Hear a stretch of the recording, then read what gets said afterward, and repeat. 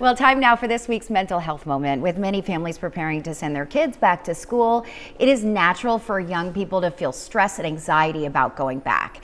So here with us to discuss some strategies and resources is Sweetser spokesperson Justin Chenette. Justin, thank you so much for coming in today. So there's a long list, but what are some of the things that students can get stressed about? Well, back to school stress is natural. It's a natural feeling. It's sort of like Sunday scaries for adults or starting a new job for adults, right? We get those feelings as you get closer and closer to the date. You know, for students, it could be a new grade, it could be new teachers, a new environment, a new school even, depending on their grade level.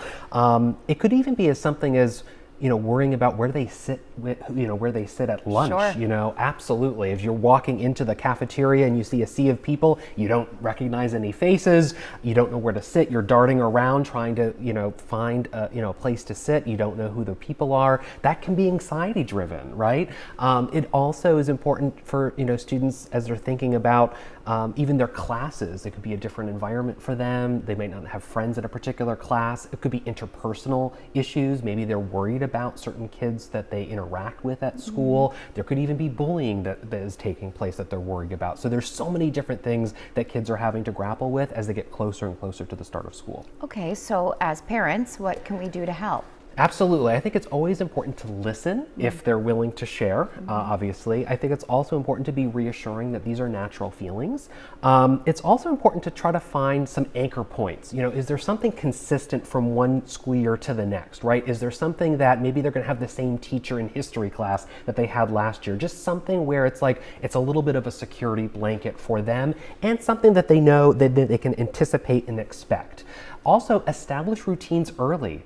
I'm sure it's going to be hard for any parent of a teenager or child to get them to wake up early, the week before school starts. But the more you can get them into their typical school routine, it's going to put them on the same sleep cycle. It's going to put them in a better position to start school. And then encourage them to identify what they're looking forward to. It could be an extracurricular activity, maybe a certain club that they want to join, or they're trying out for a particular sports team or joining the band, but something where they're excited about that particular topic. When they're focusing on the positive and not the anxieties or the stress and the negativity, that can be helpful to navigate. Those are really good tips. All right, Justin Chenette, Sweetser spokesperson, thank you so much for joining us. Absolutely.